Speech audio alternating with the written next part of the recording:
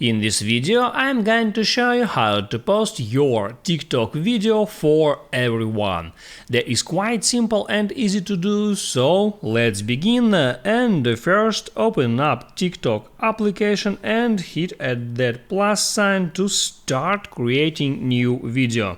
Now you can upload some video or you can use camera roll to record one, and then once your video is ready, there you can apply some effects here. You can cut that video, trim it, or make some voiceover, text effects, sound effects and other options. And when your video is ready, you can hit there at next to bring up that option. And now you can hit at who can watch this video to set up this option. For me now it's set to only me, so just me can see my video after publishing, and you can set this option to friends to show that option just to your followers, or you can set this option to everyone to show your videos to all the people in the whole world.